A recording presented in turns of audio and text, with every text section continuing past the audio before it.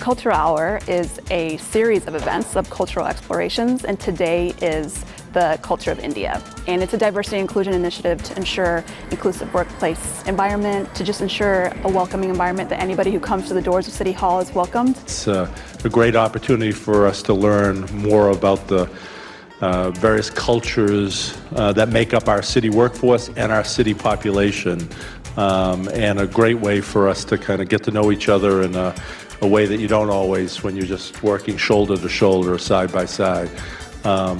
Worcester is an amazing place where people from every corner of the globe have found their way here and begin their journey, we call it the American dream, to raise their family, find a job, start a business, get an education, whatever it may be.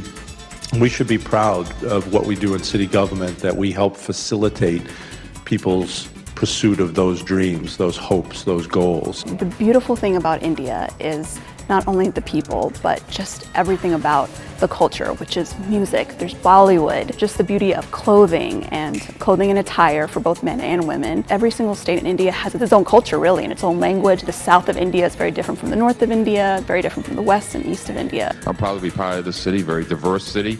In City Hall in the last 5 years, whether it be employees or the boards and commissions have become more diversified, and that was one of the goals the city manager had when he came in, to make us, government, be representative of the people that we represent. So enjoy the program today. Enjoy the food. The samosas were excellent. So today, Suja invited us to show our food, and we brought samosas and lassi.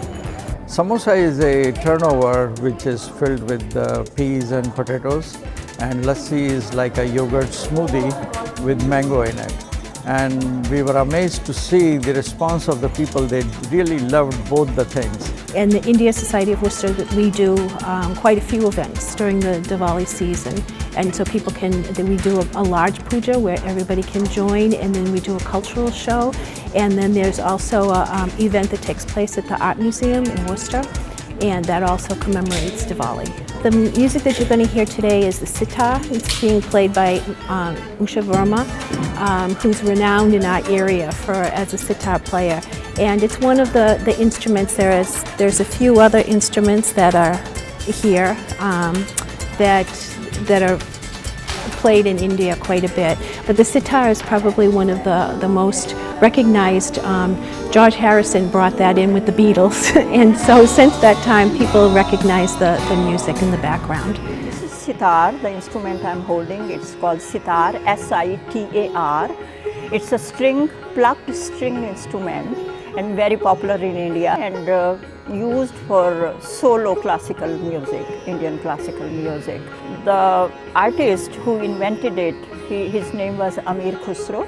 He was a poet, he was an artist. He invented it actually. And since it's very authentic instrument of India, so it's only in India. These instruments get played in India only. So that's why it represents India also. So we will start today's cultural presentation with the sitar playing, and then there will be some dances. Family or friends, they come, or like music lovers also. There are not many people who are into Indian classical music or even classical music, but people who are interested in classical music, they come to listen to this kind of music. Music, it's like an ocean.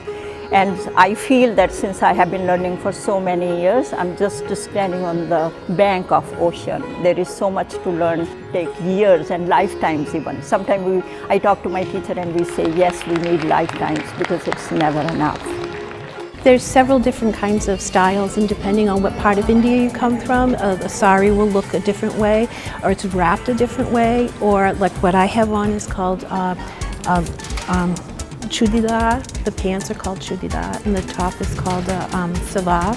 Then there's a langa, which is like a skirt, and this was for boys. It's a dhoti, it's like almost like a little skirt with pants for boys. You'll see when you go, that's the one thing about India, is it's extremely colorful, and that all has to do with the clothes that the people wear.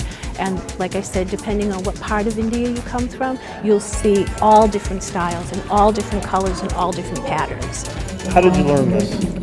Through my mother. Oh, cool. What's it actually called? It's called henna. Is this a tough thing to kind of learn, or? It was easy for me to learn because of my mother. Because she was there, she learned it. But if it was someone else, I don't think they would be able to learn as easily. Now, how did this come about? Why do people get these? Is there a symbol? It's like a symbol of like good luck and like good wishes. That's why they get it like on weddings.